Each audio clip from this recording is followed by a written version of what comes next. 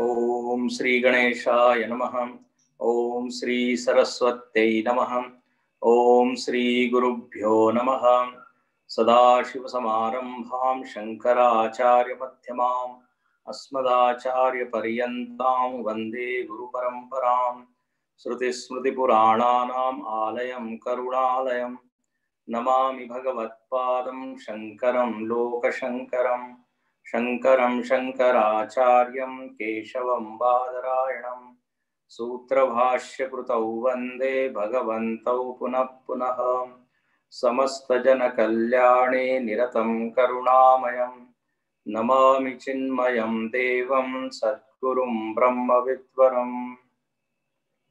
नमः श्री शङ्करानन्द गुरुपादाम्बुजन्मने सविलासमहामोह ग्राहग्रासैककर्मणे। हरिओम। आज हम लोग श्लोक क्रमांक 54 से पढ़ेंगे 54।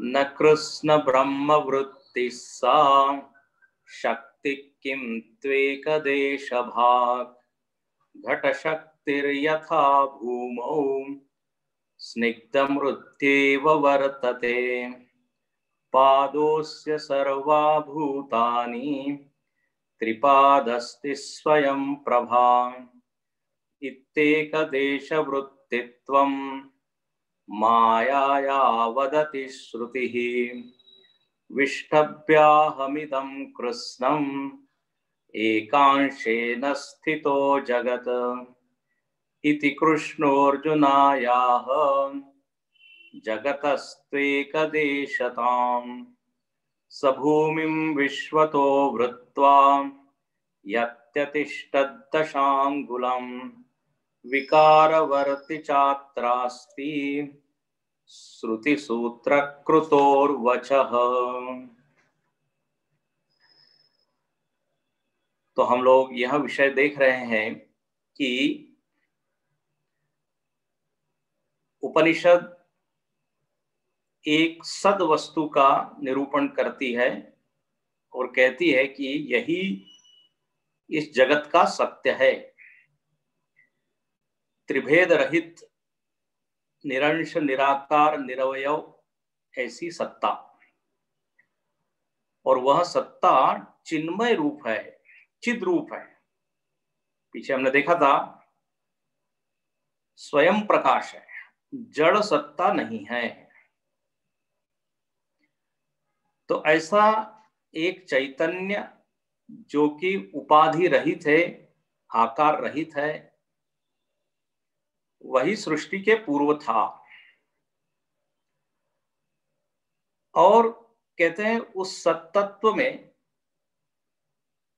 एक और घटक है जिसको कहते हैं माया, जो अनिर्वचनीय रूप से उस सत्तत्व में छिपी है, बैठी है, आप ऐसा कह सकते हैं। जगत की व्याख्या यदि करनी है, क्योंकि पूर्व पक्षी प्रश्न करता है कि यदि एक ही सत वस्तु है और निर्विकार है, वो निरंश है, तो ऐसी निर्विकार सत वस्तु से जगत कैसे प्रकट होगा? आपके मत में जगत की व्याख्या क्या है? You will have to explain how this world came into being. यदि सत विकृत होके जगत बन गया, ऐसा यदि आप कहते हो, तब तो फिर वो निर्विकार क्यों रहा? फिर आप क्यों कह रहे हैं कि वो निर्विकार है, निरंश है? फिर सत तत्व तो एक है, और यहां जगत में तो इतनी अनेकता, विविधता, हर चीज में अनंतता है, इतनी वैरायटी है, तो इसकी व्याख्या कैसी होगी? तो ग्रंथकार पहले ही कहते हैं, बोले हाँ, माया नाम की एक वस्तु है वह विकृत होकर इस जगत को प्रकट करती है। तो बोले फिर उस माया का आप लक्षण बताइए। आप स्वीकार कर रहे हैं कि सत्य के साथ एक माया भी है। तो इसमें हमारे दो प्रश्न है। एक तो ये प्रश्न है कि आप तब से फिर एकमेवाद्वितीयम ही क्यों बोल रहे हैं? आपको शुरुआत में ही बोलना चाहिए एक है सत्य, एक है माया, एक है सत्य, एक है माया। लेकिन आप बहुत बलपूर्वक ये बार बार कह रहे हैं कि एकमेवाद्वितीयम, एक ही सत्य है, दूसरा कुछ था ही नहीं। लेकिन जब अब सृष्टि की चर्चा आई तो आप कह रहे हैं माया है। तो एक तो ये बात कि आपने उसको दो क्यों नहीं माना, मतलब एक सत्य और एक माया ऐसा गिना क्यों नहीं। और दूसरा हमारा प्रश्न है कि माया का लक्षण क्या है, जिसके द्वारा आप जगत की व्याख्या करने जा रहे हैं। जगत के एक्सप्लेनेशन के लिए माया की आवश्यकता है, तो उस माया का लक्षण क्या है। तो दूसरा प्रश्न हम पहले देखते हैं कि माया का लक्षण क्या है। तो पहले प्रश्न का उत्तर अपने आप आ जाएगा। पहला प्रश्न है कि आप दो क्यों नहीं गिन रहे हैं। जब माया का लक्षण आप देखते हैं तो मालूम पड़ेगा कि वो दो के रूप में उसको गिन नहीं सकते। अच्छा भाई, माया का क्या लक्षण है? तो देखो, कल हमने आपको बोला था कि जो जो लोग ग्रुप में हैं कि माया के ऊपर एक प्रवचन किया हुआ है, और मुझको बड़ी खुशी है कि आप सब लोगों ने होमवर्क किया है, क्योंकि बहुत सारे व्यूज उसमें आए हैं कि बहुत लोगों ने देखा। तो धन्यवाद। तो ग्रह पाठ के सबको नंबर हम दे देते हैं। तो उसमें देखिए माया का विस्तार से वर्णन है। तो माया का लक्षण क्या है? तो कहा कि सत्य से वह विलक्षण है। ध्यान से सुनना, वो सदरूप नहीं है, इसलिए उसको कहा निस्तत्व, वास्तविक नहीं है। सत्य कहते हैं उसको जो हमेशा रहे। यदि माया भी सत्य होगी तो वो शुद्ध ब्रह्म का तो कभी ज्ञान होगा ही नहीं। हमेशा ब्रह्म के साथ माया चिपकी हुई रहेगी, माया सटी हुई रहेगी, माया उसमें उपहित रहेगी। और सदरूप है तो माया तो सत्य हो जाएगी, तो फिर माया से छूटने का कोई प्रश्न ही नहीं होता। इसलिए माया सतरूपिणी नहीं है। तो फिर कहो असत है। असत का मतलब होता है जो कभी भी किसी को अनुभव में ना आए। तो कहा कि अभाव रूप या शून्य रूप या पूरी तरह से है ही नहीं, ऐसा आप नहीं कह सकते, क्योंकि जगत तो हमको दिख रहा है। तो खरगोश के सींग की तरह, आकाश पुष्प की तरह, जैसे आकाश में कोई फूल कभी किसी ने देखा नहीं, खरगोश का सींग देखा नहीं, तो उस तरह से माया नहीं है। तो सत असत नहीं है। तो बोले फिर क्या है? तो एक तीसरी श्रेणी कल आपको हमने बताया था, उसको कहते हैं मिथ्या है माया। मिथ्या शब्द का अर्थ होता है जो दिखती तो है, प्रतीत तो होती है, लेकिन विचार करने पर उसकी कोई सत्यता दिखती नहीं है, टिकती नहीं है। जैसे रस्सी पे जो सर्प दिख तो रहा है, अब वो असत तो नहीं है। यदि असत होता तो आप घबराते क्यों, भागते क्यों? यदि उसका दर्शन ही नहीं होता तो हम भयभीत नहीं होते। दर्शन तो हो रहा है। अच्छा, यदि हम उसको कहें कि सत है तो हमेशा वहां रहता। और हमको काटने के लिए आता है, या हम लाठी से जब उसको भगाते तो भागता भी, यदि वो सच्चा होता तो न तो वो सच्चा है रस्सी की तरह, न तो आकाश पुष्प की तरह बिल्कुल अनुभव में ही नहीं आ रहा है, बल्कि एक बीच की एक चीज है, प्रतीयमान है। उसको मिथ्या शब्द कहते हैं। तो माया ऐसी एक मिथ्या है, और इसमें इसको शक्ति का, शक्ति मतलब क्या, which can create, which can destroy. तो देखो जो सर्प है, सर्प के कारण हम भाग रहे हैं कि नहीं? जो सर्प का प्रेमी है वो सर्प की ओर भागेगा, और जो डरपोक है वो सर्प की ओर से भागेगा। अब है वो मिथ्या, लेकिन उस मिथ्या चीज में भी ये सामर्थ्य है कि वो आपको फंसा सकती है, दौड़ा सकती है, भगा सकती है। तो ऐसी एक ये मिथ्या, मिथ्या का मतलब ये नहीं होता कि जो दिखती ही नहीं है, ये बिल्कुल गलत परिभाषा है, ध्यान से पकड़ना, आगे तो आने वाला ही है। दिखते हुए जो झूठी है उसको कहते हैं मिथ्या। हम सिनेमा को कहते हैं झूठा। अब भाई दिख तो रहा है, अरे बोले सब ऐसे ही नाटक है, वास्तविकता नहीं है, लेकिन आपको सुख दुख देने में समर्थ है। ट्रेजेडी मूवी होती है, लोग आंखें पोंछते हुए बाहर निकलते, बड़े शोकांतिका उसको कहते हैं, और किसी में होता है हैप्पी एंडिंग। अब ऐसी व्यक्ति आपको ऐसी चीज सुख दुख दे रही हो जो है ही नहीं वहां। तो मिथ्या चीज भी सुख दुख दे सकती है, भले ही उसका अस्तित्व नहीं हो, लेकिन प्रतीयमान तो है। तो ऐसी ये एक शक्ति माया है, ठीक है। और यह सत्य के ऊपर आधारित है, क्योंकि मिथ्या चीज जब भी होती है वो उसको कोई ना कोई आधार चाहिए। तो आधार क्या है? सत्य। आश्रित है किसके ऊपर? सत्य के ऊपर। जैसे वो सिनेमा है, वो आश्रित है उस पर्दे के ऊपर, पर्दा नहीं होगा तो सिनेमा दिखेगा नहीं। रस्सी आधार है, तभी उसके ऊपर सर्प दिखेगा, कि शून्य में सर्प नहीं दिखता। तो आश्रित है।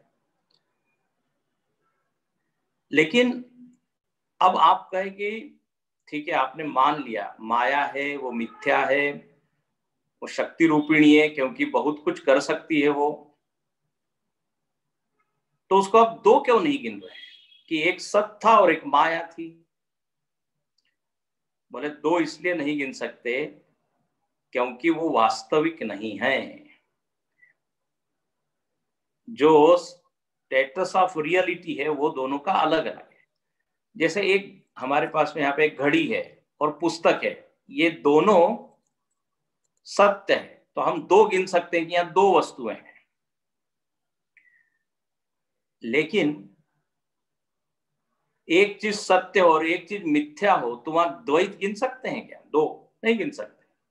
शंकराचार्य जी उदाहरण देते रहे अपने भाष्यों में कि यदि आप आंख में उंगली डाले और चंद्रमा को देखें, उनका एक उदाहरण आते रहा है, तो आपको दो चंद्रमा दिखाई देंगे। तो दिखाई तो दे रहे हैं दो, लेकिन दो है क्या? आप दो गिनोगे क्या? नहीं गिनेंगे, क्योंकि जो दूसरी चीज है वो केवल एक प्रतीति है, मिथ्या है। तो इसी तरह माया की स्थिति है। बोले सत वस्तु में माया रहती है, अद्भुत है ये तो। इसलिए उसको लिखा है अनिर्वचनीय रूप से रहती है, उसका निर्वचन हो नहीं सकता ठीक से। कैसे वो वहां रहती है? तो ऐसे यह माया इस सृष्टि का क्या करती है? तो बोले सर्जन करती है। आधार किसका लेती है? ब्रह्म। तो अब यहां पे प्रश्न ये आया कि ब्रह्म का आधार लेके ये माया है, मतलब ब्रह्म में माया है, तो बोले कितने अंश में वो माया है? मतलब जितना ब्रह्म है उतने पूरे में माया व्याप्त है क्या, बिछी हुई है क्या? तो बोले नहीं, एकांश ब्रह्म के एक अंश में है। कल हमने यही बात पूर्ण की थी। ब्रह्म सूत्र में भी आया है कि ब्रह्म तो अविकारी है, माया विकारी है, वो एक अंश में रहती है। गीता में भी भगवान ने कहा कि जगत मेरे एक अंश में, एकांशेन स्थितो जगत। पुरुष सूक्त में भी आया। तो ब्रह्म में माया एकांश में है, ये सिद्ध हुआ श्रुति से, स्मृति से, सूत्र से। अब यहां पे वास्तव में 58वें श्लोक में बताते हैं कि ये बताना बिल्कुल प्रयोजन नहीं है श्रुति का या भगवान का कि वास्तव में ब्रह्म में माया कहीं एक कोने में बैठी हुई है, ऐसा बताना कोई प्रयोजन नहीं। वास्तव में तो ब्रह्म निरंश है, ध्यान से सुनना, निरंश, निरवयव, जिसमें कोई आकार नहीं है कि उसके एक कोने में, जैसे कोई प्लॉट होता है तो प्लॉट के एक टुकड़े में जो है आपने एक रूम बना दिया, तो क्या बोलेंगे, एकांश में हमने एक रूम बनाया है, बाकी प्लॉट खाली है। ऐसा ब्रह्म नहीं है। तो बोले फिर ये एकांश की बात क्यों कही? तो यहां पे कहते हैं उसका प्रयोजन ये है कि श्रोता की बुद्धि, ध्यान से सुनना, जिज्ञासु की बुद्धि आकारग्रस्त है। हर चीज में वो क्या है, आकार देखता है। भगवान कितना बड़ा है, ब्रह्म कितना बड़ा है, तो उसके स्तर के अनुसार श्रुति ने ऐसा बोल दिया कि एक अंश में। उसका एक तो प्रयोजन ये है कि जितना जगत है उतना ब्रह्म है ऐसा नहीं, उससे कई गुना अधिक है। ब्रह्म तो एक छोटा सा, माया तो एक छोटे से भाग में है। जैसे आकाश इतना बड़ा है, उसमें एक बादल का टुकड़ा थोड़े से भाग में। तो दिखाना ये चले, हमको क्या लगता है जितना जगत है उतना ही ब्रह्म है, उतना ही परमात्मा है। बोले नो, उससे कहीं अधिक है, ये दिखाना है। और वास्तव में तो क्या है, श्रोता निराकार, निरवय, निरंश को समझ नहीं पाता, इसलिए श्रुति ने बोल दिया चलो एक छोटे से भाग में है, but that is not actually the truth. जैसे हम बोलते हैं ना भगवान कहाँ है, तो लोग बोल देते मंदिर में। भगवान कहाँ है, हृदय में। ये वास्तव में पूरी तरह सत्य नहीं है। यदि हृदय में भगवान है तो फिर बाहर कौन है? मंदिर में भगवान है तो मंदिर के बाहर कौन, शैतान है?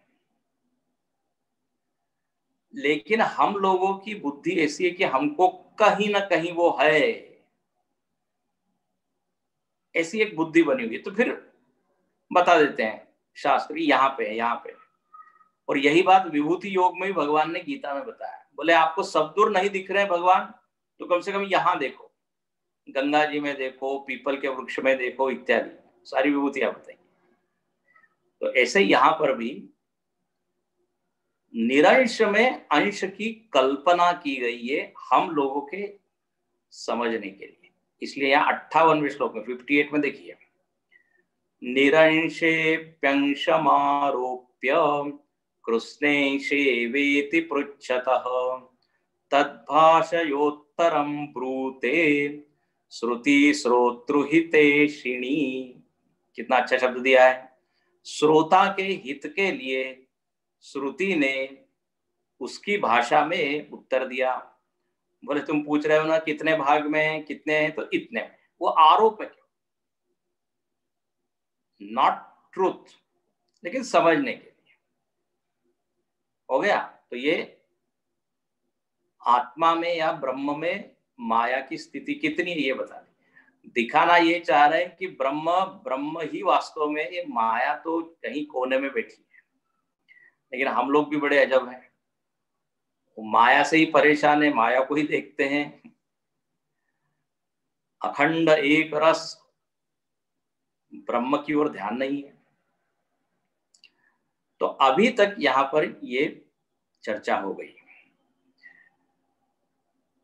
पहले यहां पे जब श्रुति ने कहा था कि आत्मा या सत एक अद्वितीय सत है, किसी भी देश में नहीं है, किसी भी काल में नहीं है, वो अदेश है, अकाल है। ये वहां पे पीछे सिद्ध किया। आकाश में नहीं है वो, बल्कि आकाश उसमें है। काल में नहीं है वो, काल उसमें है। इसी तरह माया में ब्रह्म नहीं है, ब्रह्म में माया है। ब्रह्म आधार है, अधिष्ठान है, और ब्रह्म का आश्रय लेके माया जगत को बनाती है। तो अब आइए चलिए, अब जरा जगत में क्या क्या चीज आती है, माया का क्या क्या कार्य है, इसको देखते हैं। अब यहां से नया प्रकरण शुरू होता है। नया मतलब इससे कंटिन्यू है, कनेक्टेड है। सत्तत्वमाश्रिता शक्ति कल्पयेत् सति विक्रिया वर्णाभित्तिगता भित्तौ चित्रम नानाविधम यथा। अगला श्लोक। आद्यो विकार आकाशः सोऽवकाश स्वरूपवान् आकाशोऽस्तीति सत्तत्वम् आकाशेऽप्यनुगच्छति। कहते हैं, पहले उदाहरण देते हैं। वर्णा भित्तिगता भित्तौ, एक भित्ति है, भित्ति मतलब वॉल, दीवार, कैनवास।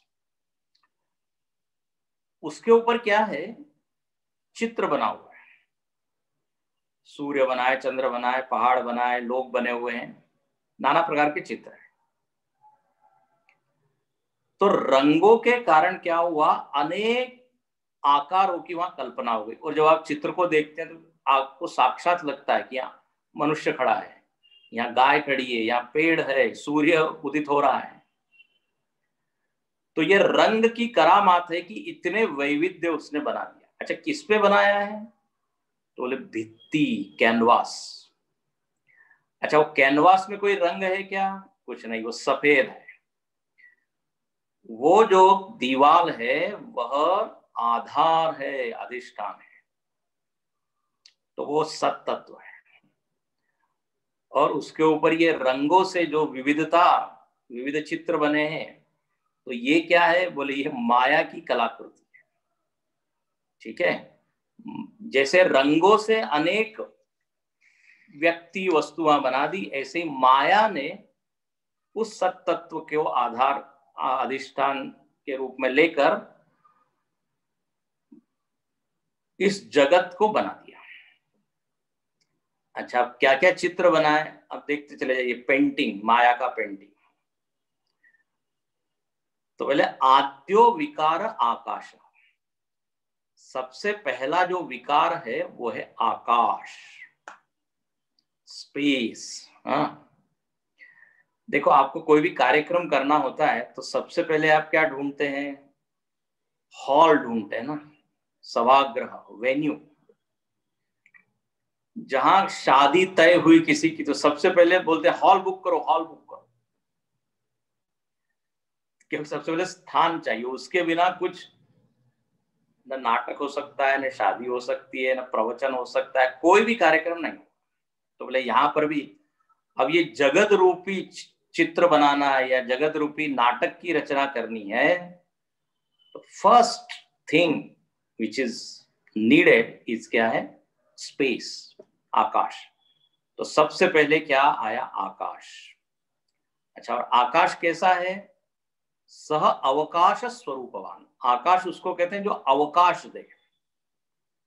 अवकाश मतलब जगह, अवकाश मतलब जगह, अवकाश मतलब छुट्टी नहीं। अब एक ही शब्द होता है, उसके अलग अलग क्या होते हैं, अर्थ हो जाते हैं प्रसंग के अनुसार। मराठी में अवकाश का एक अलग अर्थ है। सावकाश जेवण होऊ द्या, मराठी में कहते भोजन कोई कर रहा है,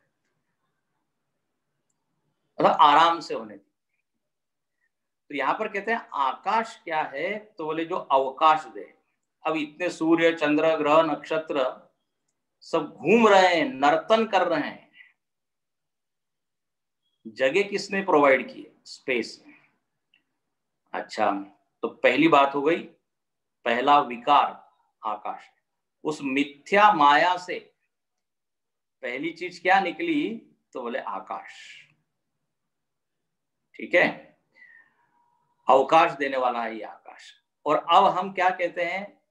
आकाश अस्ति, आकाश है, ऐसा हम बोलते हैं ना, एकदम नीला आकाश है, निरभ्र आकाश है, बिल्कुल स्वच्छ आकाश है, ऐसा हम बोलते हैं। तो आकाश है। अब इस आकाश है, इस वाक्य में ध्यान से सुनना, दो शब्द है, आकाश और है। तो कहते हैं जो इसमें है ना, है अस्ति, ये सत से उसने लिया है। सत का गुण आकाश में आ गया, क्योंकि अभी अभी आपको हमने बताया है माया कैसी है, मिथ्या है, निस्तत्व है, उसकी अपनी कोई सत्ता है नहीं। तो माया से आकाश तो बना, लेकिन सत्ता कहां से ली उसने? सत से। ये सबसे महत्वपूर्ण पॉइंट है। जैसे रस्सी सत्य है, सर्प मिथ्या है, लेकिन मिथ्या सर्प आपको सच लग रहा है, तो सत्ता कहां से आ गई उस सांप में? है कहां से लगने लग रहा है? असल में है क्या? रस्सी। रस्सी से है पना उस सर्प ने उधार ले लिया। माया का कंट्रीब्यूशन क्या है? उस सर्प बनाया। और सत का कंट्रीब्यूशन क्या है? उसको सच्चा बनाया। तो ऐसे यहां पर आकाश माया का विकार है, लेकिन उस आकाश है, तो बोले सत तत्वम आकाशे अपि अनुगच्छति। सत तत्व जो है, सत्ता जो है, वो उस सत तत्व से उस आकाश में आ गई। अब हम सब क्या बोलने लगे? आकाश है। अच्छा, अब चलिए, आकाश है, हाँ, इसका और विस्तार करते हैं। लगभग 15-17 श्लोक आकाश के ऊपर ही लिखे हैं। हाँ, एक स्वभावम सत्तत्वम आकाशो द्विस्वभावकः नावकाशः सति व्योम्नि सचैषोऽपि त्वयस्थितम् यद्वा प्रतिध्वनिर्व्योम्नो गुणो नासो सतीक्षते व्योम्नि द्वौ सध्वनि तेन सदेकम द्विगुणम वियत। कहते हैं अब जब सृष्टि हुई तो आकाश आया, तो आकाश में क्या हुआ? तो बोले आकाश ने सत्ता ले ली सत से। याद रखना, सत में कोई आकाश नहीं है, एकमेवाद्वितीय में सत। अस्ति है वो केवल एग्जिस्टेंस मात्र है। There is no space in सत, पहले भी हम देख चुके हैं। तो सत का केवल एक ही स्वभाव है, सत्ता, एग्जिस्टेंस। अब आकाश कैसा है? तो बोले द्विस्वभाव का। आकाश में दो उसका स्वभाव है। बोले क्या दो स्वभाव है? तो कहते हैं एक तो वो अवकाश देने वाला है, ध्यान से सुनना, जगह देने वाला है, ये उसका गुण है। और दूसरा है पना, जो उसने कहां से उधार लिया? सत से। तो सत में केवल एक चीज है, अस्ति, सत्ता। आकाश में दो चीज है, अवकाश देता है और है। अच्छा, आकाश का खुद का गुण क्या है? अवकाश। और है गुण कहां से लाया? अस्ति अस्ति, सत से। अच्छा, आगे बोलते हैं, आकाश का एक और गुण है, वो क्या है? प्रतिध्वनि व्योम्नो गुणः। आप पढ़ चुके हैं पहले, आकाश का गुण है शब्द, तो ये आकाश का खुद का गुण है। तो प्रतिध्वनि गुणों न असौ सति इक्षते, सत में कोई शब्द नहीं है, सत में कोई प्रतिध्वनि नहीं है। तो व्योमनी द्वौ सध्वनि तेन सदेकम द्विगुणम वियत। तो अब सिद्ध क्या हुआ, आकाश में प्रतिध्वनि है मतलब शब्द है, और अवकाश देने का गुण है, दो चीज आकाश। और जब हम कहते हैं आकाश है, तो है आ गया कहां से, सत से। तो सदेकम द्विगुणम वियत, सत केवल एक है अस्तित्व देने वाला, और वियत मतलब आकाश हो गया दो गुण वाला। तो ये तो सरल सरल बात है, इसमें कोई कठिनाई है नहीं। अब यहां पे महत्वपूर्ण पॉइंट है, जब आप आकाश को देखते हो तो हमको ऐसा तो लगता नहीं है कि आकाश एक अलग चीज है और है एक अलग चीज है, ऐसा तो भासता नहीं। अब तो सीधे कह देते हैं स्पेस इज, या कोई भी आप वस्तु है, पेड़ है, बिल्डिंग है। अब इतना बारीकी से तो कभी हमने ध्यान दिया ही नहीं कि अरे अरे ये है तो ब्रह्म का है, सत का है, और ये जो आकाश है ये माया का विकार है। आकाश में खुद की कोई सत्ता नहीं है। अब यही तो है सूक्ष्मता। और आकाश को हम सच्चा मानते हैं, हालांकि वो सच्चाई उसमें है नहीं, सच्चाई उसने ली हुई है सत से। तो ये माया का काम है, कहते हैं दिख तो रहा है, लग तो रहा है कि आकाश ही सत्य है, और ऐसे दो विभाग दिखते नहीं, क्यों? बोले ये माया क्या करती है, इस भेद को छिपा देती है और ऐसा प्रोजेक्ट करती है कि आकाश ही सत्य है। ये माया का गुण है। देखिए इसलिए आगे सुन, अगला श्लोक, या शक्ति कल्पयेद व्योम सा सद्व्योम्नोरभिन्नताम् आपाद्य धर्म धर्मित्वम व्यत्ययेनावकल्पये। बोले जो माया शक्ति कल्पयेत व्योम, व्योम मतलब आकाश, जो माया आकाश की कल्पना करती है, आकाश रूपी पहले विकार को जगत के बनाती है, वो एक और काम करती है। ध्यान से सुनना, न केवल आकाश को बनाती है, प्रकट करती है, बल्कि सद्व्योम्नो अभिन्नताम, सत और आकाश इन दोनों का जो भेद है ना, वो छिपा देती है। और अभेद ही हमको लगता है कि आकाश की ही सत्ता है, जबकि ये सत्य नहीं है। सत्यता सत से आई है। अब यहां उन्होंने इसको बोला कि एक होता है धर्मी और एक होता है धर्म। ध्यान से सुनना, धर्म और धर्मी। धर्मी का मतलब होता है जिसका धर्म होता है उसको बोलते हैं धर्मी। जैसे शक्कर का धर्म है मिठास, तो शक्कर क्या हो गई, धर्मी, विच ओन्स दैट क्वालिटी। तो धर्मी शक्कर है, धर्म मिठास है, अग्नि धर्मी है, दाहकता या गर्माहट वो उसका क्या है, धर्म है। ऐसे ही सत धर्मी है, ध्यान से सुनना,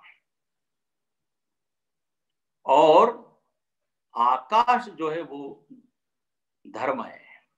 क्यों ये है वो आगे हम बताएंगे। लेकिन अब उल्टा क्या होता है, उल्टा हो गया, आकाश को ही हमने सच्चा मान लिया, है पना किसका धर्म बना मान लिया, आकाश का, मतलब आकाश को बना दिया धर्मी। ध्यान से सुनना, आकाश को बना दिया धर्मी, और उसका क्या गुण है, अस्ति, सत्ता। मजेदार बात है, बिल्कुल उल्टी बात है। जैसा हमको लगता है वैसा होता ही नहीं। हमको लगता है आकाश सत्य है, तो सत्यता आकाश की खुद की है। आकाश इज रियल, बोले नो, रियलिटी उसने ली है। ये अविद्या क्या करती है, माया क्या करती है, इस भेद को छिपा देती है। समझ में आ रहा है ना, कठिन तो नहीं है। धर्म धर्मी, ये जो भेद है छिपा देती है। और न केवल आकाश में, आगे हम देखेंगे एक एक महाभूत का वर्णन करेंगे। वायु है, पृथ्वी है, अग्नि है। तो हमको लगता है अग्नि में उसका खुद का अस्तित्व है, वायु में खुद का अस्तित्व है, लेकिन है ऐसा नहीं। तो आपाद्य धर्म धर्मित्वम व्यत्ययेन अवकल्पयेत्, धर्म और धर्मी की विपरीत कल्पना कर देती है। अब जैसे एक पुष्प है, ठीक है, उसमें अनेक गुण हैं, वो लाल है, कोमल है, सुगंधित है। तो धर्मी कौन है, पुष्प, और उसके ये सब धर्म है। अब यदि हमारा ध्यान पुष्प की ओर ही नहीं जाए, केवल सुगंध की ओर ही जाए, और सुगंध के कारण पुष्प है, ऐसा हम बोले तो उल्टा हो जाएगा कि नहीं। सुगंध धर्म है, नॉट धर्मी। लाल धर्म है, और ये धर्म आते जाते रहते हैं, धर्मी वैसा ही रहता है। पुष्प लाल है, वो सूख जाता है, हम कहते फूल सूख गया, फूल में गंध थी वो चला गई, फूल तो रहा। तो ऐसे ही है जो है वो धर्मी है, ठीक है। अब यहां कहते हैं कि अभी जो हमने बात कही वही अगले श्लोक में लिखते हैं कि लोग ये समझते ही नहीं है कि आकाश अलग है और सत्यता अलग है, वो कुछ ब्रह्म से आई है। बोले नहीं, आकाश ही सत्ता है, सीधी बात है। कौन लोग बोलते हैं ये, बोले जो विचार नहीं करते हैं। और देखिए आगे श्लोक पढ़ते हैं तो आपको बताएं, सतो व्योमत्वमापन्नम व्योम्न सत्तां तु लौकिकाः तार्किकाश्चावगच्छन्ति मायाया उचितम हि तत्। कहते हैं जो लौकिक लोग है, सामान्य व्यक्ति है, वो तो यही कहता है कि आकाश है, और लौकिका ही नहीं, तार्किका, जो तार्किक लोग है वो भी बोलते हैं आकाश की ही सत्ता है। ऐसा कोई नहीं कहता कि एक सत है और एक माया है, और माया ने तो क्या बना दिया, आकाश, और मिथ्या माया ने मिथ्या आकाश बनाया, और सत से उस आकाश ने सत्ता ले ली। इतना कौन विश्लेषण करता है। सीधे बोलता है ये आकाश है, ये माउंटेन है, ये ट्री है, और ये खुद की सत्ता है। और यहाँ पे एक बड़ा अच्छा वाक्य लिखा, माया या उचितम हिता। बोले वो करेक्ट ही है, ठीक ही है। जो व्यक्ति माया में है, मतलब अविद्या में है, वो ऐसा ही बोलेगा। उनसे आप अपेक्षा नहीं कर सकते कि वो इस भेद को समझ पाए, इतनी बुद्धि उनकी सूक्ष्म हो, तत्वस्पर्शी, आकाश को अलग करें, सत्य को अलग करें, नो, क्योंकि वो अविद्याग्रस्त है। लेकिन उनकी जो वो बुद्धि बनी हुई है वो गलत है, वो है नहीं सच। लेकिन अब जब तक माया में, तब तक वो उचितम ही था। अब जैसे कोई व्यक्ति नशा किया हो और वो कुछ गड़बड़ बोल रहा हो, तो लोग कहते हैं उचितम ही था। अभी वो होश में है ही नहीं, तो क्या उससे आप क्या अपेक्षा करेंगे कि बड़ा वो क्रमबद्ध ढंग से, युक्ति युक्त ढंग से कुछ सेंस बोलेगा, नो। तो ऐसे ही यहां पर है। तो ये भ्रम बना रहेगा जब तक अविद्या रहेगी। आकाश को हम सत्य मानते रहेंगे और उसकी ही सत्ता है, ये स्वीकार करते रहेंगे, लेकिन ये भ्रम है, ये सच नहीं है। नहीं, लेकिन भासता तो ऐसा ही है, लगता तो ऐसा ही है। अरे लगने को तो हजारों चीज लगती है, लेकिन वो होती है क्या वैसी। सूर्य हमको एक थाली की तरह लगता है, गोलाई उसकी, लेकिन उतना ही है क्या वो? सूर्य उदय अस्त होते हुए दिखता है, लेकिन होता है क्या? आकाश और पृथ्वी मिलते हुए दिखते हैं हमको। मिलते हैं क्या? नहीं मिलते। चंद्र घटता बढ़ता दिखता है, बढ़ता घटता है क्या? नहीं। हजारों उदाहरण दे सकते। तारे जो है टिमटिमाते हुए लगते हैं कि रियल में वो ट्विंकलिंग उसमें हो रहा है, लेकिन ऐसा कुछ होता नहीं। फिर आप देखिए पृथ्वी चपटी दिखती है, चपटी है क्या? है नहीं। तो आकाश भी सच्चा लगता है और उसकी सत्ता लगती है, भ्रम है। ओ, और यहाँ कहते हैं भ्रम किसको कहते हैं और सत्य किसको कहते हैं, इसको भी जरा जान लीजिए। इसलिए अगले श्लोक में पहले ये बताते हैं। यद्यथा वर्तते तस्य तथा त्वं भाति मानतः अन्यथा त्वं भ्रमेणेति न्यायोऽयं सार्वलौकिकः। बोले यद यथा वर्तते तस्य तथा त्वं भाति। जो वस्तु जैसी होती है उसको वैसा ही जानना प्रमाण के द्वारा, सही साधन के द्वारा, उसको कहते हैं ज्ञान। और जो चीज जैसी है उसको वैसा न जाके अन्यथा जानना, उसको कहते हैं भ्रम। न्यायो अयम सार्वलौकिक। ये न्याय, ये नियम सब जगह प्रसिद्ध है कि नहीं? जो चीज जैसी है उसको वैसा ही जानना, ये ज्ञान है। और उसके लिए आपके पास प्रमाण मतलब साधन ठीक होना चाहिए। जैसे आपको पहचानना है कि ये रंग कौन सा है, तो अब हाथ से आप रंग नहीं पहचान सकते। हाथ से आप केवल अंदाज लगाएंगे। तो रंग लाल है ये कब मालूम पड़ेगा? तो सही साधन का उपयोग करेंगे तब। सही साधन है आंख, नेत्र प्रमाण है उसको। तो आंख के द्वारा वो वस्तु जैसी है, जिस रंग की है, वो आपको ज्ञात होगी, उसको कहेंगे ज्ञान। और वो यदि कुछ और ही हमने जान ली, सज्जन को दुर्जन जान लिया, है ना, अच्छे व्यक्ति को बुरा जान लिया, बुरे को अच्छा समझ लिया, ये क्या है? ये भ्रम है। तो यहां पर भी जैसा जानना चाहिए वैसा हमने जाना नहीं। क्यों नहीं जाना? क्योंकि जिस साधन का उपयोग करके जानना चाहिए उससे तो जाना नहीं। साधन क्या है? बोले साधन है श्रुति, साधन है विचार। विचार करके जब आप इस आकाश तत्व को समझने का प्रयत्न करेंगे तो ज्ञात होगा कि आकाश सत्य है कि मिथ्या है, आकाश के कौन से गुण है और सत्य के कौन से गुण है। ये क्लियर कट आपको डिफरेंस, अंतर मालूम पड़ेगा। कैसे? विचार से। इसलिए अगला श्लोक कहते हैं एवं श्रुति विचारात् प्राग यथा यद्वस्तु भासते विचारेण विपर्येति ततस्तच्चिन्त्यतां वियत। बोले देखिए, विचार करने के पहले आपका एक निर्णय होता है, एक निष्पत्ति होती है। और विचार करने के बाद आप देखेंगे कि आपका निर्णय या निष्पत्ति या ज्ञान बदल जाता है। दुनिया में होता है ना ऐसा, अरे बोले मैंने आपको गलत समझा, जब मैंने ठीक से विचार किया तो मुझको समझ में आया आप ऐसे नहीं है। तो विचारात् प्राक्,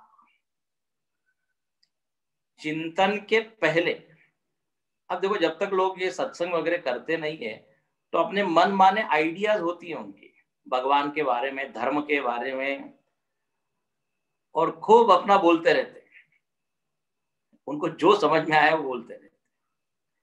लेकिन वही जब शास्त्र के संपर्क में आते हैं, सदगुरु के संपर्क में आते हैं, तब मालूम पड़ता है जो हमने समझा था तो सब गलत सलत ही था। तो अपने ही जो समझ है वो उसकी क्या करता है, वो उसमें परिवर्तन करता है। तो यहां लिखते हैं एवं श्रुति विचारात प्राग यथा यद वस्तु भासते। श्रुति और विचार करने के पहले, शास्त्र और चिंतन करने के पहले जो चीज जैसी भासती थी, विचारेण विपर्येति, विचार करने के बाद वो बिल्कुल विपरीत हो जाती है ना। इसलिए कहते हैं विचार करो, चिंत्यताम वियत, वियत मतलब आकाश, इस आकाश के बारे में चिंतन करो। ठीक है, कि आकाश क्या है और सत्य क्या है, क्या वास्तव में आकाश में कोई सच्चाई है क्या। अब आप मजेदार यहाँ पे वर्णन है, एक एक चीज आते चले जाएगी, आकाश, वायु, अग्नि, जल। तो बोले अब जरा आप चिंतन कराइए हमसे, सत्य क्या है और आकाश क्या है। तो देखो 67वें श्लोक से शुरू होता है। हालांकि अभी भी बताया है उन्होंने पीछे कि सत्य में केवल एक ही गुण है, आकाश में दो है, ये फर्क है। और आकाश तो सत्य में था नहीं, वो तो माया के कारण जब सृष्टि हुई तो वो आया। तो सत्य तो आकाश के बिना है, लेकिन आकाश सत्य के बिना नहीं है, क्योंकि आकाश है। जैसे घट जो है वो मिट्टी के बिना नहीं है, ठीक है ना। मिट्टी का विकार क्या है, घट। तो घट यदि है तो मिट्टी तो होनी ही चाहिए, लेकिन मिट्टी है तो घट हो जरूरी नहीं है। तो घट की जगह, मिट्टी की जगह आप रख दीजिए सत्य को, घट के जगह रख दीजिए आकाश को। कुम्हार ने क्या किया, उस मिट्टी से बनाया घट, तो ये विकार हुआ, ठीक है ना।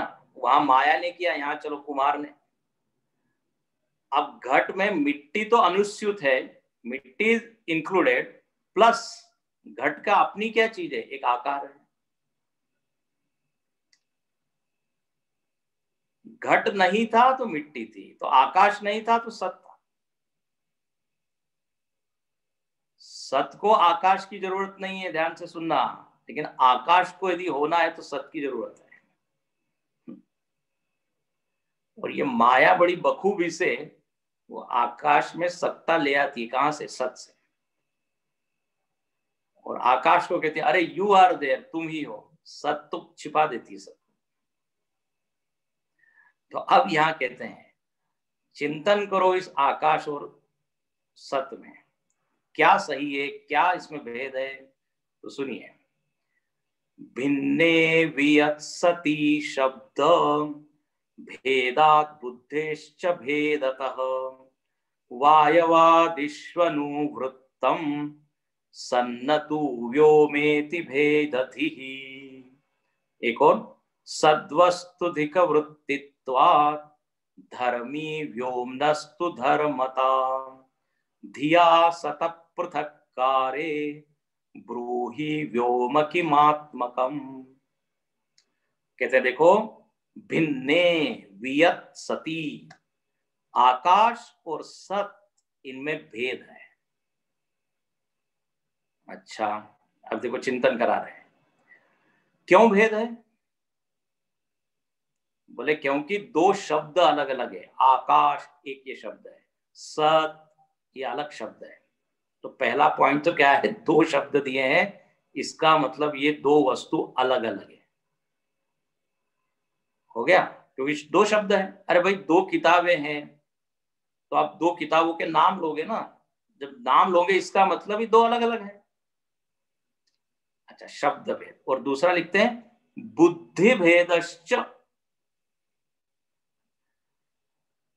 बुद्धि भेद है। बुद्धि भेद मतलब जब आकाश ये शब्द का उच्चारण होता है तो एक आकार बनता है मन में, और सत अस्ति ये कहने से अलग भाव बनता है कि नहीं। अब हम कहते हैं पृथ्वी, पृथ्वी कहने से एक अलग वृत्ति मन में बनती है। वायु, वायु कहने से एक अलग चीज याद आती है। तो ऐसे आकाश, आकाश कहने से क्या मन में आता है? खाली जगह है। सत, सत कहने से खाली जगह की याद नहीं आती। सत मतलब क्या? अस्थि, एग्जिस्टेंस। तो दो शब्द अलग अलग हैं और उनका श्रवण करते ही दो अलग अलग तरह की बुद्धि बनती है, इसलिए इन दोनों में फर्क है। अच्छा, और आगे हम देखेंगे वायु, अग्नि, जल, तो उन सब में क्या है? सत की अनुवृत्ति है। अनुवृत्ति का अर्थ होता है उसमें वो, जैसे एक माला होती है तो वो फूलों में धागा जो है अनुस्यूत होता है। हर फूल के नीचे क्या है? धागा है। वो सब में इंक्लूड होता है, तभी माला, वो सारे फूल टिके रहते हैं। तो ऐसे ही यहां कहते हैं कि सत वायु में भी जाएगा इसलिए वायु है, सत अग्नि में भी जाएगा इसलिए अग्नि है। लेकिन न तो व्योम व्योम इति भेदति, लेकिन वायु में आकाश की अनुवृत्ति नहीं है। वायु है तो सत तो चला गया, लेकिन उसमें आकाश नहीं गया। अब ये आगे आने वाला है। एक होती है व्यावृत्ति, एक है अनुवृत्ति। ये जरा शब्द भी थोड़े कठिन आपको लग रहे होंगे, लेकिन धीरे धीरे ये संस्कार पढ़ने चाहिए। अनुवृत्ति मतलब उसमें इन एंड थ्रू, गॉन। व्यावृत्ति मतलब नहीं है। जैसे जब स्वप्न अवस्था आती है तो जागृत हट जाता है कि नहीं? स्वप्न है तो जागृत की व्यावृत्ति हो गई हम कहेंगे। अच्छा, जब सुषुप्ति आती है तो स्वप्न की व्यावृत्ति हो गई, स्वप्न हट गया। जब जागृत अवस्था में आते हैं तो सुषुप्ति चली जाती है। तो ये तीनों अवस्थाएं एक दूसरे को हटा देती है, तो तीनों की व्यावृत्ति है, लेकिन तीनों में मैं की अनुवृत्ति है। मैं हूं। जागृत स्वप्न सुषुप्तिषु स्फुटतरा। इसी तरह वायु में आकाश नहीं है, अग्नि में वायु नहीं है, इनकी व्यावृत्ति हो रही है, लेकिन सब में है। अब इसी को आप एक्सटेंड कर लीजिए। टेबल में कुर्सी नहीं है, कुर्सी में पुस्तक नहीं है, पुस्तक में माइक नहीं है, लेकिन सब में है। टेबल है, कुर्सी है ना? तो वायवादिषु अनुवृत्ता, वायु आदि में सत की अनुवृत्ति है, आकाश की नहीं है। इसलिए सत क्या है? तो बोले धर्मी है, सत व्यापक है, सत सब में बिछा हुआ है। धूल के कण को भी आप कहते हैं ये कण है, और हिमालय पर्वत को भी कहते हैं हिमालय है। It's very subtle. ये एब्स्ट्रैक्ट है, अमूर्त है, दिखता नहीं, लेकिन है के कारण ही सब चीजें है। और ये है ही क्या है? सत है। इसलिए आगे लिखते हैं सद वस्तु अधिक वृत्तित्वा धर्मी, 68वें श्लोक। सद वस्तु अधिक व्यापक है, इसलिए सत को बोलेंगे धर्मी। और धर्म क्या है उसके? आकाश, वायु इत्यादि इत्यादि। ये ऐसा ही है जैसे एक फूल है, अभी हमने फूल का उदाहरण दिया। फूल लाल है, कोमल है, सुगंधित है, बड़ा है। अभी क्या हुआ? पुष्प धर्मी हो गया, और ये उसके अलग अलग क्या हो गए? धर्म हो गए। अब आप क्या कहेंगे? लाल पुष्प है, सुगंधित पुष्प है, बड़ा पुष्प है, ताजा पुष्प है। तो पुष्प सब में है कि नहीं? फूल तो है। लाल में कोमलता नहीं है, कोमलता में बड़ापन या छोटापन नहीं है, और उसमें वो ताजगी है या मुरझाया हुआ है, ये उसमें नहीं। वो आपस में व्यावृत्त है, एक दूसरे को हटा रहे हैं, लेकिन सब किसके हैं? वो पुष्पम। शायद स्पष्ट हुआ होगा।